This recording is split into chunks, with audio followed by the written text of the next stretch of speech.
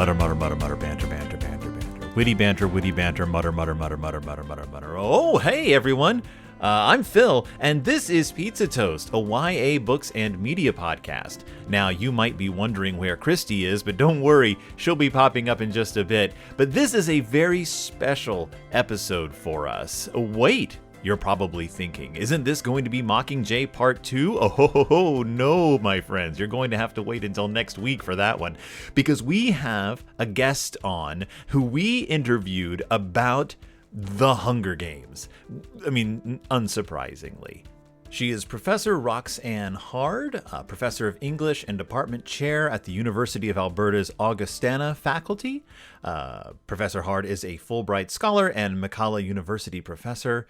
She researches and teaches American literature and culture, focusing on children's literature and popular culture. She's published over 50 peer-reviewed articles, and I've read some of them. So I read one of her articles, and we cover this in the interview, and it just blew my mind, and I had to have her on the show. So here she is. Just go with it. It's an interview with an academic who knows more about this stuff than Christy and I probably ever can. So I'll just let you listen. Okay, well, everyone, please welcome to the show Roxanne Harde. She is Professor of English and Department Chair at the University of Alberta's Augustana faculty. She is a multi-award winner, a multi-grant receiver. She's written books, she's edited books, she's written so many articles, and I just happened to find a writing of hers that is pertinent to our discussion. And the hold on one sec, edit this out. The title is "Are You Preparing for Another War? /Just War and the Hunger Games Trilogy." It was published in the journal Jeunesse, Young People, Text, Cultures, Volume 11, Issue 1 from the summer of 2019. Christy, I'm very excited to have Roxanne Harde on the show. Welcome, Roxanne Harde. Well, thank you. It's good to be here, Phil and Christy. Good to meet you both, to talk about something I haven't really been thinking about much in the last couple of years, but it's nice to revisit the old work now and again. That's fine, because when we started doing this series, we realized that no one had been thinking about the Hunger Games in quite a few years. Well, that might be. Well, I did actually. The first journal I sent this paper to just fired it right back with, "I'm just sick of the Hunger Games," from the editor. Oh, who didn't even go into peer review. It was just like, no, We've had enough. I've had enough of this. No more Hunger Games papers for a while. Yeah. But fortunately, Jeunesse was quite open to having one.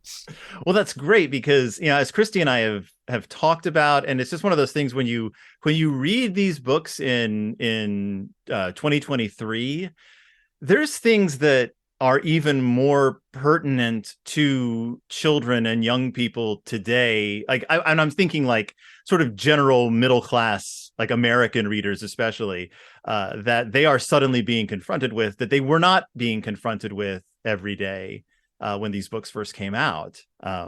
Yes, I agree. I mean, just taking Ukraine. I mean, as I'm a Canadian, so, but this Ukraine is relevant basically to everyone in the world, or at least it should be. And I think that the trilogy itself is holding up really well as a commentary on something that's unfolding in front of us for the past year now, in terms of war that is completely unjust and a just response to it, which I think the world is trying very hard, generally, NATO certainly, to put into place. Yes. And I've noticed that in the discussion about Ukraine, it kind of parallels, not exactly, because The Hunger Games is a work of fiction that's set in a fictional world with, fictional just elements all around, but the notion of a war that is clearly just, but the approach to the oppressed side of the war differing within, like the factions within the other side. How hard do we go? What kind of rules do we follow? Do we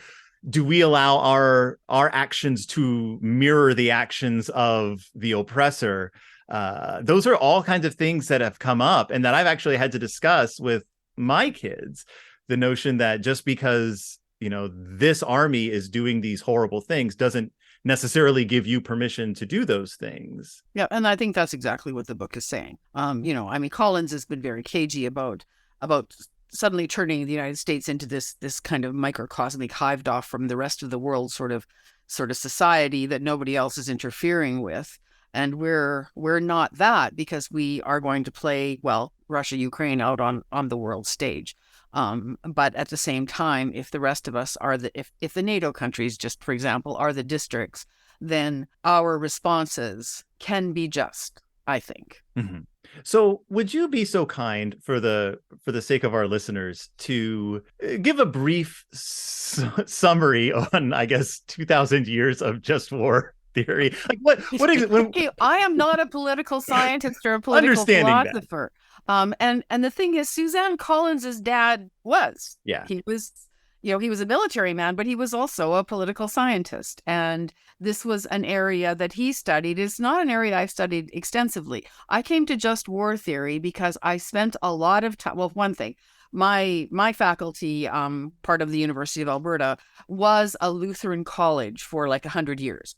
And then the U of A took it over before I started my job here, but we still have those roots. And because we had those roots, we have had theologians, rocking around campus. They pretty well all retired now, but one of them had introduced me to just war theory just when I got here.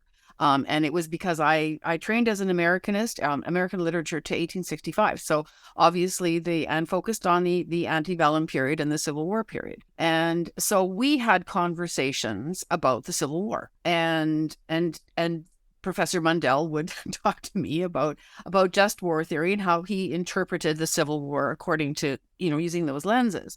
When I read and of course, I didn't normally work on contemporary literature. I have worked in children's and YA literature for a long time now. But my training was early, so I was mostly working on 19th century American writing for children and by women. So that was kind of the narrow focus. But of course, when you're teaching these courses, you have to bring it into the 20th and 21st century now and talk about contemporary texts. So of course, I'm reading this stuff. And when I read The Hunger Games, and I read it on holiday, it was like supposed to be pleasure fiction for me.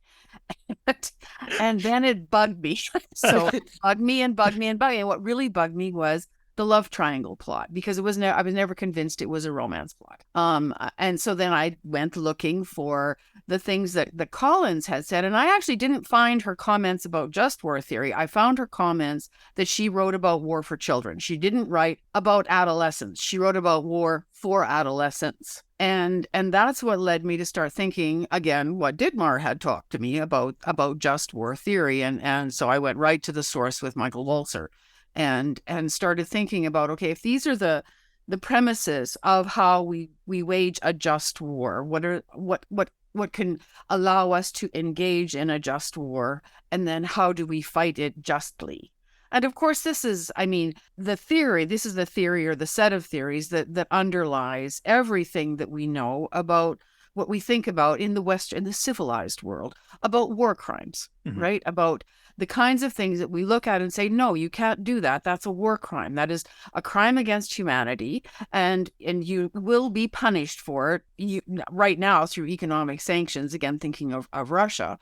But this is a set of actions that are unjust, that even with the territorial takeover, Russia could still be waging a war that fit in the auspices of just war theory. They've chosen not to do that in any way, shape, or form. Their crimes are basically against everyone and everything. And that's just how that's going to go, I would suspect. But when I started to think about, you use the lenses of just war theory to read the trilogy, and then to use it to actually line it up alongside the Gale Pita and Katniss love triangle, it just kind of fell into place for me. And what I really like about your podcast is you do the multimedia thing, right? Because there are things that the trilogy or the 4 films left out that really sort out the just war theory. The treatment in District 13 of Katniss's crew, of course, that mm-hmm. doesn't come into we get Effie, but we don't get the other people right. in her team, right? Yeah, in her prep team. and the treatment of them, and Katniss's outrage, her mother's outrage, the fact that they're surprised that this happens in District 13 is when I think really the blinders come off for these people from District 12 to say, oh, wait a minute, they're acting like the Capitol. We understand what the Capitol acts like, and they're doing these things here. They're committing those kinds of acts against other humans. And then Gale's complete disregard for it. He didn't care at all that this team of, bumbling idiots mostly were being treated so very badly. And so that is a moment that's not in the film, but I think that the film rather brilliantly condenses the idea, the alignment of Gale with unjust war when Katniss says goodbye to him in the last film. She asks him if the bomb that killed her sister was one of ours, and he doesn't respond. He just looks devastated. And then she says goodbye. And that's it for him. That's the last we have to deal with him. So I'm not going to talk at length about just war theory. It's all I know about it is actually in the article. Basically everything I could figure out from all the reading I did, I condensed and stuck it in the article to talk about basically the premises behind entering a just war, conducting a just war, and then founding a just peace after the war, which is basically how I've aligned the article. But the conclusion, I like the conclusion, I think, the best because there's some really good commentary there about what a just peace looks like, running both through all the films and obviously through the books. Christy, did you have anything to ask? No, I just, we hadn't talked about the omission of the prep team from the first movie. And I do find that so interesting because it's such a good encapsulation of what what she's trying to say at that point in the narrative. But probably, I'm assuming, because they sort of squandered the prep team in the first two movies, we see them maybe about 10, 20 seconds total. I'm assuming that Francis Lawrence didn't want to use them as any kind of symbol because we didn't know them. And I think using Effie instead, while effective because it is Elizabeth Banks and she's putting on like a masterclass performance, doesn't quite have the same oomph. I think you're correct that it's the Gale moments that are what really hit here, and they were able to handle that very well. Phil, have you watched the final movie yet? I have, yes. Okay. I haven't done my rewatch yet. I'm very excited. Oh. Yeah.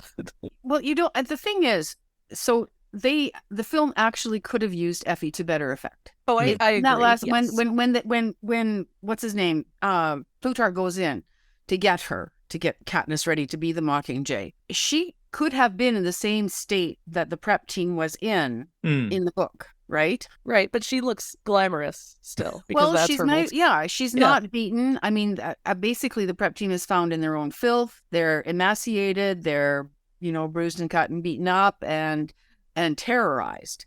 Right, and Effie's none of those things. And I think for viewers who haven't read the books, the murder of Coin, Katniss executing Coin, comes as more of a surprise in the films. Right? I mean, because we only have Snow's word for it in the films that Coin is evil. Right. That basically she's him. And the books set us up in a lot of different ways to understand that when Katniss, fires that arrow, she's actually acting in a just fashion, not as a deranged, traumatized girl, which is what she could come off as in the film. Again, and I don't have a lot of distance here. Spent too much time with it. I actually just rewatched the film because they popped up on something I was watching. It's like, oh, those are good. I'm gonna go to Netflix and watch those again. So there you go. It's fascinating to me that a children's book series, or I guess young adult book series, that has been as successful as it has been and has a new book out and has a new movie coming out. The climax of the whole thing hinges on our hero extrajudicially executing the president-elect of what is essentially the new United States, and that Suzanne Collins manages to pull this off and maintain Katniss's the sense of just not even, it doesn't even feel like retribution. It's like she's finishing the actual war, and it And it reminded me of how you would position in your writing the fact that the war isn't just like the armies marching or the guns firing. The war begins on the districts well before the fighting. Like the capital has essentially waged war on the districts for years. And that definition of war I find very enlightening for young readers. Yes, I agree. I mean, I don't know how well your average, 11-year-old is contextualizing, say, Ukraine in terms of what they're learning from the Hunger Games. But I hope that there's some sort of echo going through that they're picking up on the fact that just the action of sending children annually into an arena to kill each other is an oppression that has moved into such extreme violence that it is war. Yes. Right. So, I mean, the erosions that we see happening around the world, but Russia, will stick to Russia and Ukraine, just the fact that the lining up, the many months of preparation, you could tell the war was coming. So war had really already started. The Ukrainian people were put into a mindset that they were at war already. Right. Right. And that their actions going forward were going to be people at war, whatever that was going to look like. And this is what, I mean, the embattled aspects of the districts, the children's, when Rue talks about what life was like at home for her, when Katniss sees the fence for the first time in Rue's district, understanding that she actually had it pretty easy in 12, even right. as compared to, to how Rue grew up, even as she's understanding that her sister has already been devastated by the loss of their father through enforced labor, through all of these things. So yes, I agree. I think the film does a pretty good job of characterizing, the lead, the protagonist, well, Gale and Katniss anyway, as soldiers long before they're actually soldiers. Yes, definitely. And I think that, and honestly, I think Christy and I discussed this. It feels like the movies really find their footing in regards to that with the second film, when they don't have to worry so much about just setting up a world for viewers. Right. I feel like that's when it really is like trying to be more about something. And it's hard because it's hard not to make the Hunger Games themselves into a form of entertainment for the viewers. Because that's like, they're supposed to look like entertainment. And right. Yeah. Just talking about the games themselves and in the actual two arenas that we see and that we read about, there's a lot of different moments where both film and novels work hard to underscore that this kind of violence is really awful. This is actually not entertaining. Yeah. Right. There's some pretty visceral moments. When the hornets come down, right? Yeah. And kill the one girl, right? I mean, it's torture. This is not the kind of gratuitous violence that we're used to seeing in action films. Yeah. Right. Certainly not in children's films. That kind of brings it home, right? Yeah. Right. And just in terms of Collins, her first series, the Gregor the Overlander series, is also very much warish. She's also, and those books aren't written for adolescents. They're written for like 10-year-olds, right? And they are very much about war. Only it's with other creatures. So it's war with another. But she sets up the auspices of just war in those texts too. Certainly a lot more shaded because they are written for younger readers. Right. But she's definitely focused on it. Yeah. I've been curious as to what she's going to do. Is she's going to do another trilogy with the President Snow book?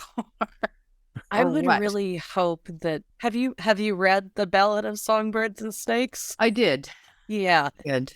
Phil and I haven't talked about it, but I've been trying not to talk about it on the show since I read it over the last couple of weeks, and I find it to be a deeply fascinating and also incredibly frustrating book. I think it needs the trilogy. I think I read it quickly, thinking all along, because I have a real tendency to not read the first book if I know there's going to be more. Sure. Sure. I do not like to do that to myself because I find it irritating. Although I've tricked numerous friends into going, "Hey, this novel is great. You should read it." Wait a minute. And then I stopped reading, and this was actually The Passage, the Justin Cronin trilogy. Oh yeah. And a friend said, "What are you reading that's good?" I said, "I started The Passage, and it's really good." And so she went off with it, and then I was like, "Wait a minute, is this a trilogy or something?" So then oh yes, it is. So I just set it aside, and then she finished it and gave me holy hell for doing that to her. Mean to trick her, I just forgot. So I read it very quickly and thought I'm going to wait and see what happens with this. Philip Pullman, right? So he has the new trilogy started. And so he's too into it, and I have not. I own them, but I have not cracked into them. So that's how I feel about the new Collins book. I'm just going to wait and see. I have hope that she could do more with the story. It's a little disappointing. Again, I'm just going to keep skating over this and not go too deep in it. But there feels like there's a bit of editorial pressure to make a romance a really important part of the book, and one of the reasons Phil and I appreciate the romance to some extent in the Hunger Games trilogy is because it is so clearly a metaphor by the end. And this, to me, I'm not sure that needle was threaded quite as expertly, but we'll get to it, Phil, and I will not shut up about that book once we get there. Well, it's not just that the original trilogy's romance is a metaphor either. It's that Katniss doesn't seem that interested in it throughout the course of the books. Katniss is very uninterested. She's like, no, there's a war going on. Yeah. And the guys are like, but, and she's like, no, there is literally a war occurring. I don't have time for this right now. And I appreciate that in a love triangle. Well, I mean, just her refusal, like I'm not thinking about this. I mean, over and over. I'm not thinking about this right now.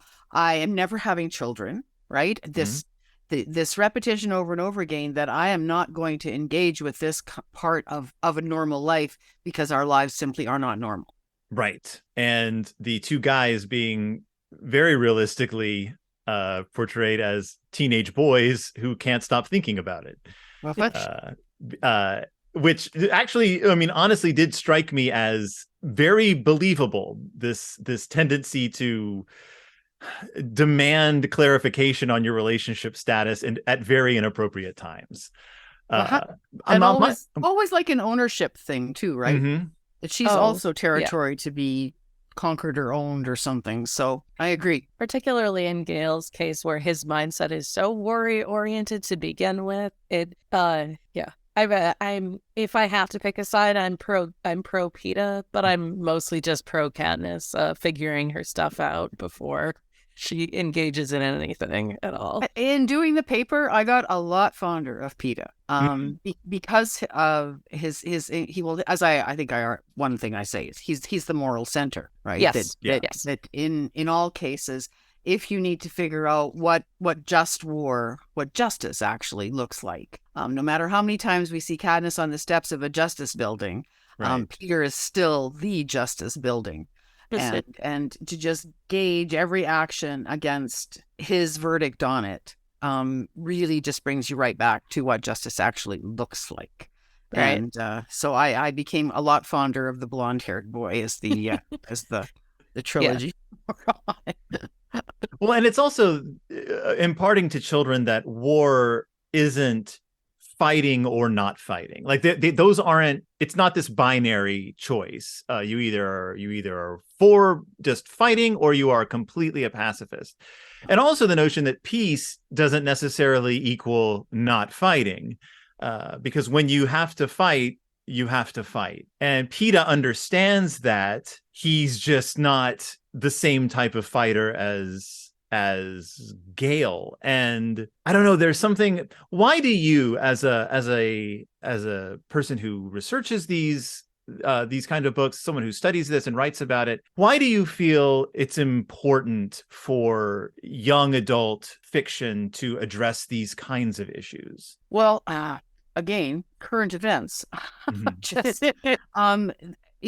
this kind of YA fiction can go a long distance, as we were talking about, with your own daughter reading the Bardugo novels, that it can go a long way in teaching children and young adults how to be in the world. And in the case of, because we were having a conversation about the Six of Crows duology, about, I mean, that one very much about being empathetic and understanding mental illness, being faced with mental illness. You know, when I was putting that article together, I was working with a grad student, and she had identified a Sarah Moss maybe series as another potential to look at manifestations of mental illness in YA fantasy, and ways in which it actually normalized mental illness, made mental illness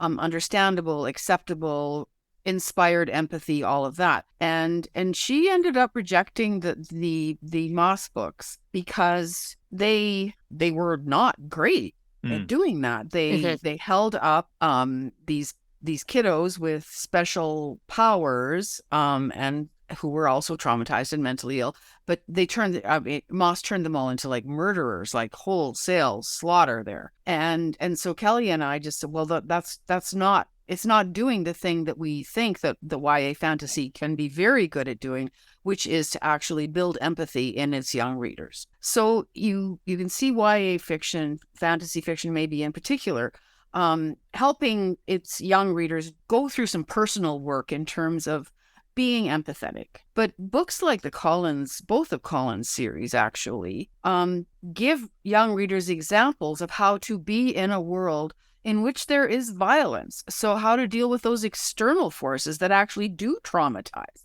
I do have another article on the Hunger Games, and basically it's about aligning what happens to Katniss's body. So it's an eco-critical reading, with what happens to the Appalachians, right? She's I have written about the Appalachians and coal mining songs as well. Actually, I have diverse tastes. And basically my argument is that the one thing that Collins does with the trilogy is she holds these two things together. And of course, she spent a lot of she moved around a lot as a kid, but she did spend a lot of time in the Appalachians, and understands the trauma that particular area has suffered over and over again over the last 300 years of coal mining, various strategies about extracting coal. And so when she puts Katniss there in the Appalachians, and then her body is kind of devastated physically and then restored and devastated and restored. I bring those into conversation together because this is very much about external forces and what they're doing and what they can do to a young person, and how that young person can respond in ways that are other than internally manifested trauma or PTSD or some other form of mental illness that has come up because of these external forces. So the fighting back, right? The dealing with the interior, but also dealing with exterior forces. And I think that YA fiction in general can do this very well. As I was noting before we began recording, that the project I'm working on right now is on novels, young adult novels about acquaintance rape. And there are hundreds. And published in the last 10 to 12 years, I'm working with a corpus of over 100 novels. Those novels go a long way. I mean, they're not always successful. They're certainly not always successful, but they go a long way in challenging the codes of rape culture that we live in. And I think that girls and teenagers reading them are probably going to be able to glean some pretty good strategies for dealing with the world they live in, which is a rape culture. Does that help? Yeah. I touched on a lot of stuff there, didn't I? You did. That's fantastic. And you reminded me of a conversation that Christy and I had probably when we talked about the first movie, which is the fact that they remove Appalachia from Katniss and Peeta. They take that element out. They don't have recognizable accents. They sort of have this neutral, like, speaking voice, despite the fact that both of those actors are from the American South and could probably easily slip into those accents. And I find it fascinating that, and I'm going to have to read that article now, that you drew that the parallel between those two things, because that's Oh, I think the only real, aside from the landscape itself in the films, which is the Appalachians, right. is the song, right? The folk songs are there. That's your direct connection there. But honestly, Jennifer Lawrence could have sung those songs with her Kentucky accent. Mm-hmm. Right? I mean, she Right. could have used that accent all the way through. She has, dredged it up in other films. And Winter's Bone? Yes. Yes. Yeah, she does. Oh, yes. She does the voice. Yes, I'm so glad you guys are so much better at grabbing these. Uh, That's okay. In one episode, I kept referring to it as Winter Bones. So Winter's Bone is like her sizzle reel for this. That's true. Movies. That's true. And it's not the Lovely Bones. That's what I kept confusing it with. Yeah, that's what you kept confusing it with. Yeah, but you're right. They remove something that I think should be integral. It certainly is integral in the way that we understand, or the way that I understand Katniss as an Appalachian girl. Definitely. Did you have anything to ask, Christy? No, I'm just thinking about the physicality of Katniss broadly right now. Just like well, it's so interesting that I mean, like, yeah, they tear her down multiple times and they have to build her back up over and over again. And by the end of the final book, not the epilogue, but the closing of the final book, she is a shell of herself. And I don't recall how well they're able to reconstruct that in the movies. I assume they're okay at it, but maybe not expert, which I'm okay with them doing. We talked about this. I didn't want Jennifer Lawrence to lose an unhealthy amount of weight for one scene in the first movie. Right. I don't want to see that in the fourth either. But she does a good job of being broken. Certainly, she's really good at that. Yeah. Yeah. I thought they probably could have used the makeup better to. I think there are times pin her face down. Yeah. Oh, particularly that, right? Because they talk in the first movie, like the making of documentary, about how the scene where she is in the rain and Peeta gives her the bread, that was the first thing they filmed. Kind of think it shows, because there's not, like, it doesn't seem like the character's particularly lived in yet. It gets better. But yeah, the first movie's a little rough. It's not bad. It's just a little rough around the edges. Yeah, but it's interesting how when you try to translate author's intent onto the screen, you run up against, hundreds of other intents that are all vying for attention. Like, you have to keep your stars looking attractive. You have to appeal to marketing. You have to, the costumes have to look good enough so that you can probably market those when, regardless of what the author wants. And I know that they, did their best to honor that in the making of the film. But I mean, Hollywood's a machine, and it's not an author creating a product or a work of art. It's a committee. Yeah. They were good about showing bruises, but not like scorched skin. Oh, right. Oh, well, that's the other thing is you can't do the Hunger Games literally the whole time, or else you'd have an R-rated film, because war is inherently R-rated. I mean, like, to put it in no other way. If you show war as realistically as possible, it's not something that's easily digestible.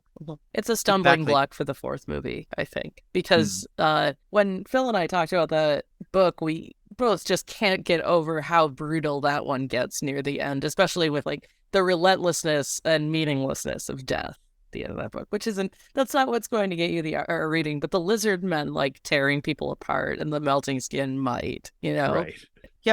Yep. That's, well, I think that's probably where it comes the closest to war. Yeah, right. That perpetual onslaught that no one is ever safe anywhere. Right. There's no sense of safety at any time. And of course, this is the capital waging an unjust war. So with the pods and all of that stuff going on, all of that just miserable one thing after another, I can kill you 1,000 ways, basically, right? Is it? And Katniss and her team just trying to cope and get through to end this, right up until the bombs that land on Prim and the other children. So yeah, it's I think they get the sense of violence of actually living in war. I mean, this is probably, come to think of it, they were rerunning the Hunger Games movies right around the anniversary of Russia's invasion of Ukraine. So if you want to explain to your average 8-year-old what it's like to be a kiddo in Ukraine right now, that's probably not a bad way to do it. Wow. It's there. It's going to give them some thought, possibly a bad dream or two, but it still does, I think, the job that Collins intended the books to do. One thing I wanted to ask you was, there's a moment in the third book where Katniss, they come across a woman in an apartment who seems to be turning to shout that the rebels are in her apartment, and Katniss, without hesitating, kills this civilian woman. And the books don't, it struck me as, I don't know, odd. Katniss herself doesn't seem to dwell on it much. I think she only brings it back up one time in the book, when to me that was like a pivotal moment, story-wise and thematically, is the fact that civilians will be killed in especially in urban war like this. And I don't know, do you remember that moment? How do you feel that was handled? I do. I also remember, though, that she adds it in a couple of times later in the lists of things that she's regretting, right? Mm-hmm. The moments that she can't really deal with because there's no real dealing with it. Yeah. It was an act of survival, and it had to be done, and she saved herself and the squad. But in the listing of it, the things that she's not ever going to let go of, even as she may not actually face it head on. So I think it falls into, I agree, Phil, it's almost a gray area thing, killing the civilian. But this is killing a civilian who was going to do an action that would lead to the death of Katniss and her comrades, right? Yeah. So it is a pivotal moment, but it's also that Collins has built her as a kind of an ideal warrior, right? Her reflexes are very good. And so that instantaneous, pulling the arrow out and letting go is something that we're used to seeing over and over again, that this absolute instantaneous reflex when threatened, and that was a threat. So it's not the slaughter of civilians. It's, put it this way, she didn't rape and torture that woman. Right. Right. She killed that woman who was about to do an act, who was undertaking an act of aggression. Right. I think. Yeah, it's hard not to fall into the trap, for me personally, of like being a backseat like a Monday morning whatever you call it, quarterback. I don't know the expression. Yeah. When the whole point, of course, is that it is the fog of war. Like you react when you have to, and you don't have the chance to weigh the moral balance of what I'm about to do. So you're absolutely right. Like this is me as a reader looking back on something and like playing it back in my head. But obviously, Katniss, could that have gone differently? Right. Right. The need to silence this woman instantly. Was there another way around it? I think Collins doesn't give us a lot of outs. I think that I think we're meant to question Katniss's actions kind of throughout, because she is killing a lot of people, as it turns out. But to my mind, it's that when we compare them to what Gale does, and then we compare them to what basically Peeta refuses to do or is forced to do, then we can see the needle shifting towards Peeta and justice. Yeah. Well, it's in the first book, when she kills someone in the games for the first time, that is the longest you ever dwell on a single person that Katniss has killed. And I think that's very intentional, because she's reflecting on it. She's thinking, well, this was necessary for my survival. And then it feels as though she internalizes that, because then she's able to kill more easily. Although I suppose the death at the cornucopia at the very end of the first book is a little bit her prolonging the inevitable, but that's used to great dramatic effect. So I'll give Collins a pass on still including like how like the drudgery of that scene. It just goes on and on and on. It does indeed. I think she pauses over the boy that killed Rue when she kills him. Yes, and that's that instant reaction. But he comes up again a few times. The image of him in the film, right when she's shooting at a turkey or something, and it's him. that this was the body of a person her age, and it was basically right in front of her, right? Yeah. It wasn't a huge distance away, and that and of course he'd already used his spear. He was unarmed at that point. So the ones that keep coming back to her are the ones that are they're not just interesting, they're indicative of how she feels about the deaths that she has actually caused. Yeah, it is in many ways like the Full Metal Jacket of kids books. Like it's like it is. Seriously, like it's like here it is. Like here it is. Like just right here on the page for you. If you want to know what it was, there it is. Yeah. Of course, now only thinking of what if Kubrick had directed the Hunger Games movies, but it I'd lose my mind. Yeah, lose my fragile mind. No one was. Those poor actors. Oh, dear. The 5-year-long shooting process. Well, I am going to, if you don't have any more questions, Christy, I am going to start wrapping things up here. But Professor Harde, do you have any final thoughts on the Hunger Games before we let you go? No, I don't think so. I think I've said most of it. I think I would just reemphasize that it's holding up very, very well, and it in terms of parents, educators using it as a teaching tool, I think it's really come into its own with a lot of the world events going on. I mean, we haven't had a major full scale war the way we're seeing over in Europe right now, and I think that it's a good set of texts and films to help contextualize this for younger readers. That this is the kind, maybe before you would have just let the kid read it or watch it and let it go, but now at this point we're at a place in world history where I think this is where you have the conversations, right? When I teach children's lit and people get annoyed with me for making them read things like Speak. How could anyone be annoyed at having to read Speak? Well, I understand. No, the whole I understand right? why, but by the way, Christy, Professor Harde has insisted that we add it and its film adaptation to our list. So I've been meaning to ask you about that for a long time because it would mark a departure, but we're already kind of headed in that direction. So why not just go all in? There you go. Well, it's a good launch pad. So it's an incredible book. Yeah, that's all I have. Thank you both. It was lovely talking. Thank to you. Thank you so for joining much. us. Have a wonderful day. It's wonderful. Well. Thank you.